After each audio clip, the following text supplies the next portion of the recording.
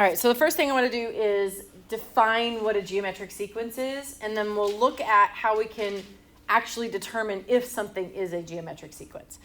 And then we're going to do a little bit of writing the expression for the nth term. So first, what is our definition for a geometric sequence? So a geometric sequence is a sequence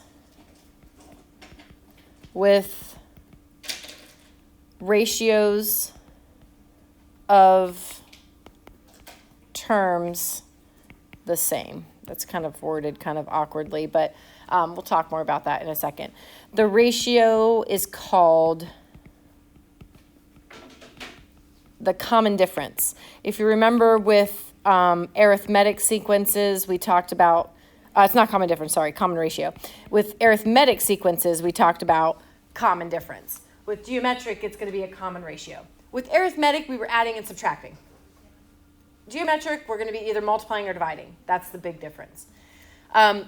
It's probably easy to recognize it in most situations, but sometimes it can be a little bit tricky. So I want to give us a way to kind of use the definition of a geometric sequence to determine if something is geometric. So what we're going to do first here is we're going to verify each sequence is geometric.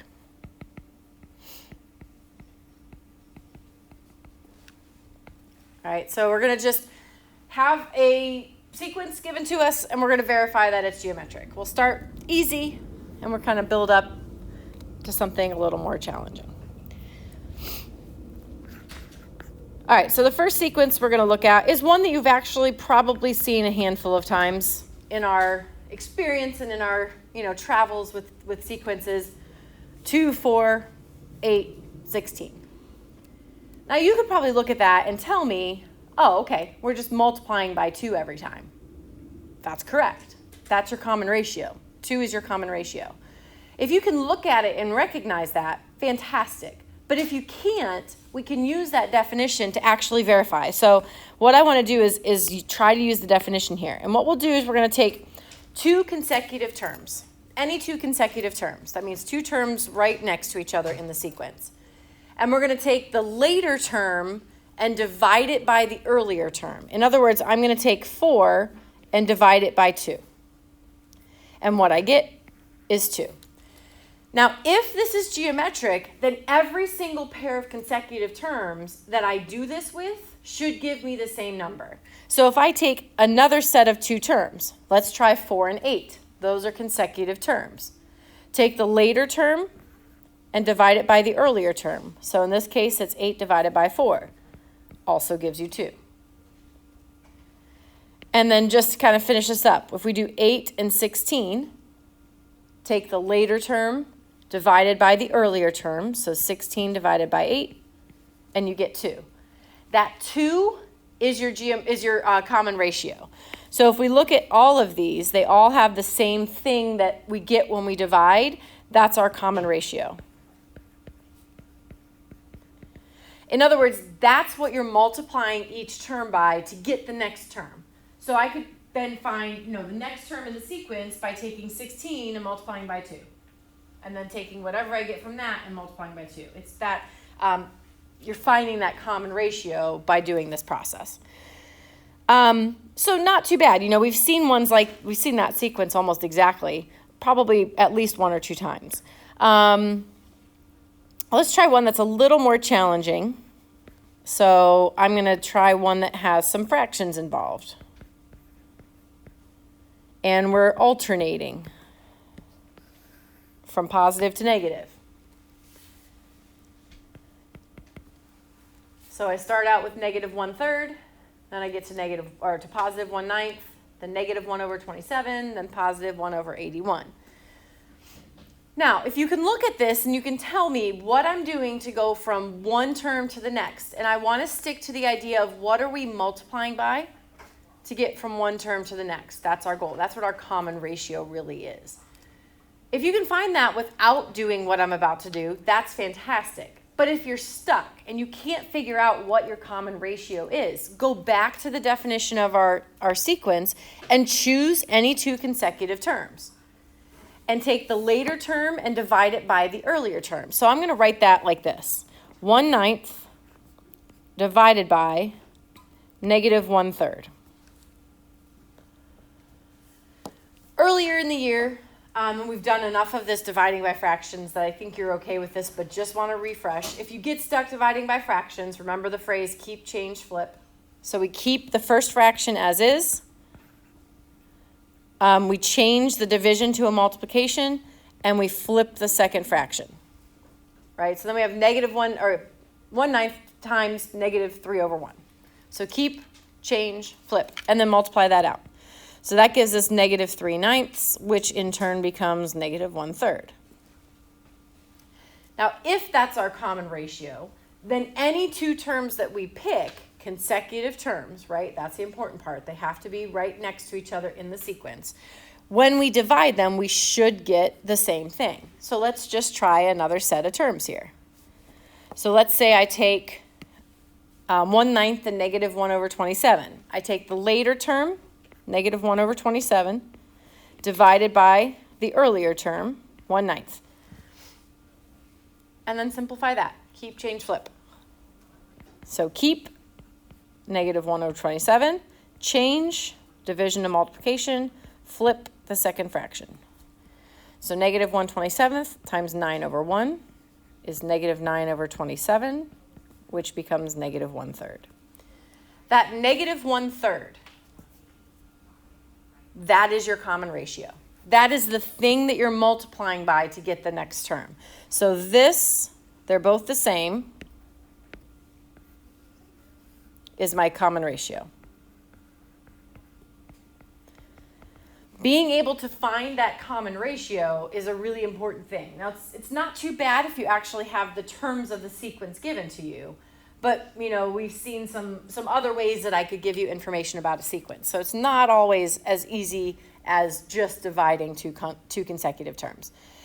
Okay, so what I want to do next is talk a little bit about how do you write the expression for a geometric sequence. And we talked about that with an arithmetic sequence. If you remember back to your arithmetic sequences, the sequence generator we said was a sub n equaled the first term, a sub 1, plus the common difference, which we call d, times n minus 1. That was our equation, our formula for an arithmetic sequence.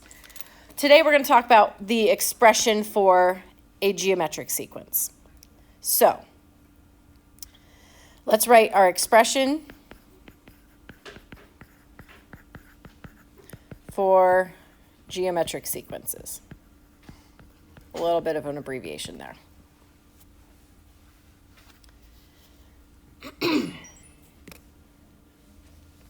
All right, so we have, just like we've done before, we'll have a sub n, the nth term, can be found by taking the first term. So this starts out a little bit like our geometric sequence. We need to know our arithmetic sequence. We need to know that first term. And then we're going to multiply by r raised to the n minus 1 power. Okay, what's r? What do you think r is? Ratio. The ratio. Yeah, your common ratio. So this is just your common ratio. We know at this point, hopefully, that a sub 1 just means your first term, right? This is my first term. So just make sure you understand what this is all telling you that you need to know. In order to write the expression, we have to know those two things. I have to know the first term in my sequence, and I have to know what the common ratio is. If I know those two things, I can write my expression really easily. So let's try 3 of these. Okay, so we're going to write the expression for these sequences. So write the expression for each of the geometric sequences.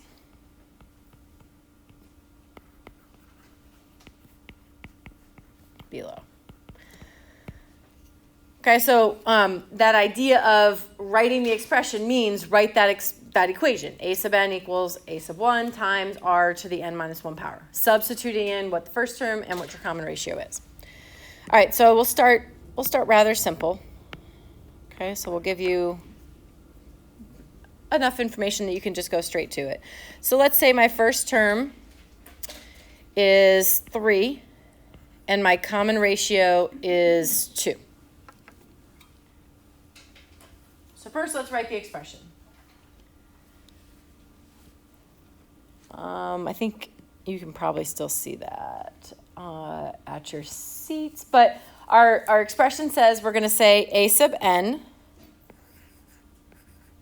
equals whatever the first term is, which in this case is 3, times our common ratio, which is 2, raised to the n minus 1 power.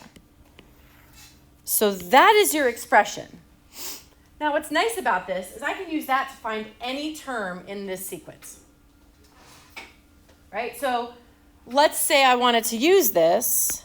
So now find a sub 8. Find the 8th term. So use the expression we wrote to find the 8th term. That just means take your expression and plug in 8 for n. So we're finding a sub 8. We do that by taking 3 times 2 to the 8 minus 1 power. Now this is when you'll make a mistake. If you're going to make a mistake in this process, this is where it'll happen. First of all, we can subtract 8 minus 1 and get 7. So let me do that. That's easy. But here's what a lot of people want to do. They want to take 3 and multiply it by 2 and then raise that to the 7th power. But we've got to be careful. Order of operations is followed here. Remember, PEMDAS. You do your parentheses and exponents first, then multiplication and division. So I've got to do 2 to the 7th power first.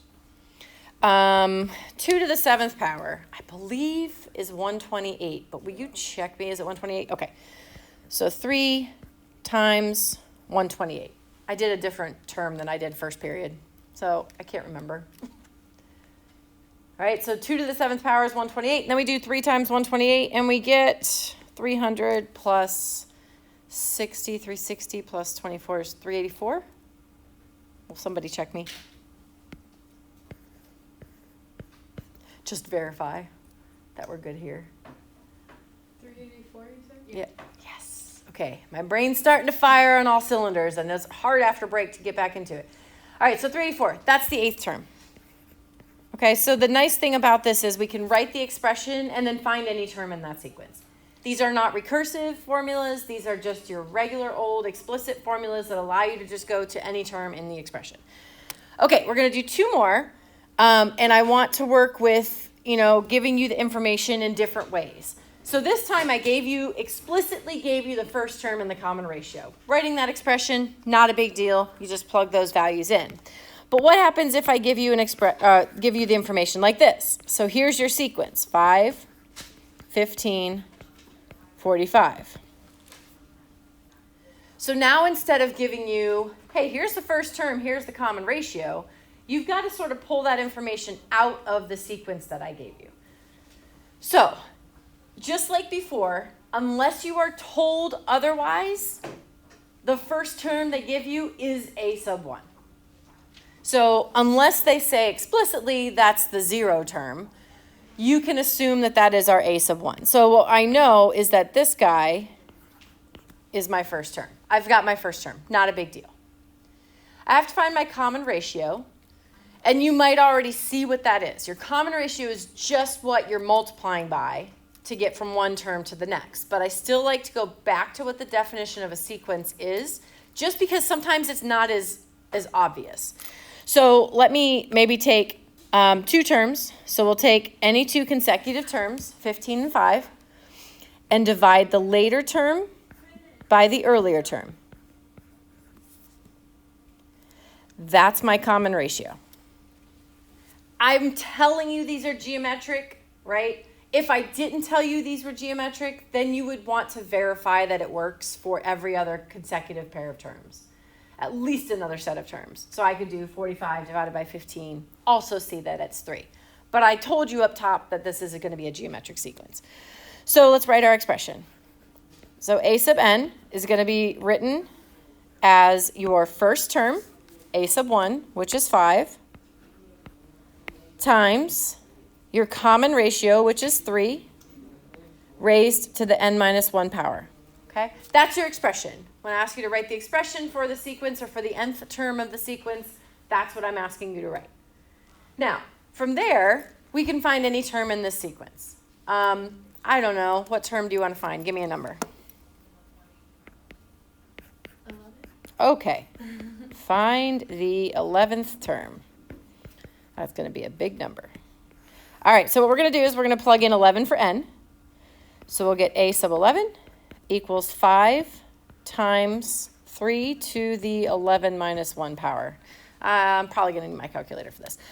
You can use Desmos, or I kind of would prefer, and you'll probably prefer this as you work on these, to use your graphing calculator, just because at times you're going to want to turn things back into fractions, and I haven't figured out how to do that on Desmos yet. If somebody knows how to do that, you can show me. That would be great. 5 times 3 to the 10th. So I'm going to do 3 to the 10th first, and then multiply that times 5. Let me go back up there. 3 to the 10th times 5. All right, so here's what we get. We get 295,245. So that's our 11th term. All right, so finding any term in the sequence is very simple. I just plug in that number for n, and I can figure out what that term is without having to sit there and generate all 10 terms that came before it. Okay, both of these really kind of gave you a sub 1 and your common ratio without you having to do a whole lot of work. But what happens if I give you a couple of just random terms in that sequence? So let's say I gave you the 4th term of our sequence is 125. And the 10th term is 125 over 64.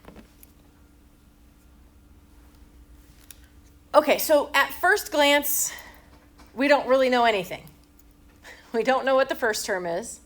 We don't know what our common ratio is. I hope that we can recognize, though, that we are dividing by some number or multiplying by a fraction, right? Because we're starting with 125 and we're getting to something that's 125 divided by a number. So when we're figuring out what our common ratio is, that should be something that we're kind of in tune with. We recognize that it will end up being a fraction. Now, how am I going to do this? I'm going to go back to what we did before break, and I'm going to create a little table. Okay, so I'm going to make myself a table, and I'm going to, there we go, start with the first term, a sub 1, and go all the way up to the 10th term. So I'm just going to leave spaces for these in my table. Now, do you have to do this where you write out every single term? No, I hope that once we do this, you'll recognize how to figure out this without having to write out all of the different terms in your table. But this is, if you're stuck, a nice way to kind of approach it. Okay, here's what I know. I've got to know what the first term is in order to write the sequence. So I'm going to put a little box here just to remind myself that, hey, that's an important term. I need to know what that is. At some point during this process, I'm going to have to find that first term. And then I know that the 4th term was 125, and I know that the 10th term was 125 over 64. And then we did something similar to this when we talked about arithmetic sequences. We set up this table, and then we thought to ourselves, how did I get from this 4th term all the way to this 10th term? And we get there by multiplying by our common ratio. Right? So I'm going to start at 125, and that's the 4th term. To get to the 5th term, I'm going to have to multiply by whatever my common ratio is. And then to go from the 5th term to the 6th term, I'm going to have to multiply by my common ratio. And then from 6 to 7, do another multiplying by my common ratio. 7 to 8, continue this process, 8 to 9, and then 9 to 10. In other words, I'm going to start at 125, and multiply it by r 6 times. And when I do that, I should end up with 125 over 64. So here's how I could write that. I know that I start at 125. I'm going to multiply by r 6 times. That's the same thing as saying r to the 6th power. And when I'm finished, I get 125 over 64. Where do you think the number of r's, where do you think that 6 is coming from? How could I find it without having to write this table out every time? The difference between 4 and 10. Yeah, so it's the difference in the number of terms I have. I have 10 and I have 4. Subtract those numbers, I get 6. That's going to tell me the power of r. So I can set up this equation pretty quickly. And then I'm just going to solve it. Now, I'm going to do this by hand. If you have a calculator that lets you turn things into fractions, you know, that's fine. Go ahead and use that. Or if you know how to do that on Desmos, that's fine. But for me, this is not that bad to work through. So 125 divided by 125 over 64. And I'm dividing by 125. So I'm going to think of that as 125 over 1. Let me make that bigger here for a minute. All right, and then if I divide by a fraction, that's the same as multiplying. So keep, change, flip. Keep the first fraction, change the division to a multiplication, and flip the second fraction. And then from there, hopefully we recognize that we have some giant ones, or a giant one, I guess. And we end up with r to the 6th is 1 over 64. Now it's great, but I don't want r to the 6th. I want just r. How do I undo r to the 6th? 6th root. Yeah, it's the 6th root. It's a little awkward, but you can do this on your calculator. You can also do this on Desmos. Again, I want you to keep it in fraction form as much as possible. So from here, I'm going to get r equals, believe it or not, this is just 1/2. Okay, so that's my ratio. Can you go back up to the top? Absolutely. I'll just kind of zoom out a little bit here. So I've got my common ratio. Oops, I did not mean to do that. I hit the wrong button. Go back. There we go. I have my common ratio. Now I need to figure out what the first term is. So there's a lot of ways you can do that. I could use that equation a sub n equals a sub 1 times r to the n minus 1 power and help me find the first term that way. But look, here's the thing. I only have 3 terms in between the first term and the term I know. So it might be easier to think about this as I'm working backwards. So let's think for a minute about working backwards. So going back to my table here for a second, I know that r is 1/2. So that means that this is every time multiplying by 1/2, right? So each of these is really saying multiply by 1/2. Well, that's if I'm moving forward. In other words, if I'm getting the next term in the sequence, I multiply by 1/2. If I'm working backwards, so if I want to go from term 4 to term 3, I'm not going to multiply by 1/2. I'm going to do the opposite of that. So what's the opposite of multiplying by 1/2?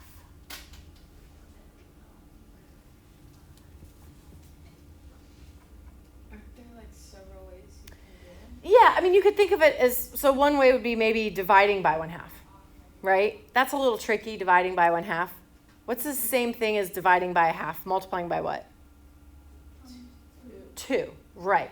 So I'm going to just multiply by 2 when I work backwards. So if I multiply 125 by 2, I'm going to get the third term. That's 250. And then go backwards again. If I multiply 250 times 2, that's going to give me 500. That's the second term. And then finally multiply by 500 by 2, and I'm going to get that first term, which is 1,000. I found my first term. I didn't have to do any kind of tricky equation to do it. You just have to recognize what the opposite is of multiplying by a fraction. And that's just multiplying by the reciprocal. That's all that was. All right, so now I've got my first term. I've got my ratio, so I can write my expression. So my a sub n is going to be given by first term, which is 1,000, times my common ratio, which is 1/2. I'm going to put it in parentheses I like when we're dealing with fractions, it's just better to put that fraction in parentheses, raised to the n minus 1 power. And the reason we do that is so that we know that we're raising the whole fraction to the n minus 1 power and not just what's in the numerator. So fractions are sort of important when we're talking about, or parentheses are important when we're talking about fractions. And again, I can find any term in this sequence. We've done a couple of those already. I don't think we need to go through that process again. But if I ask you to find like the 400th term, we're not going to do that. It would be a really, really ugly number. But we could, right? So that's the idea. So two things really that we talked about today. The first, let's just kind of recap here for a second. The first was, what is a geometric sequence and how do we find that common ratio? And then from there, so we can find our common ratio, verifying that we have a geometric sequence. From that, we can then write an expression for any geometric sequence. Once we know it's geometric, we should be able to write this expression. But you got to know it's geometric first. All right. And that's really it for today. So when you're looking at your assignment for tonight, and it'll be the same assignment for tomorrow in class and then tomorrow night if you don't finish, it's all this. It's just a lot of practice with this. We wanted to give you a couple days just to get back into that idea of what a sequence is and how to write the expressions before we kind of go to that next step. Plus, we have Wednesday as testing, so this is just a nice, easy start to the week to ease us back in. Do you guys have any questions? All right.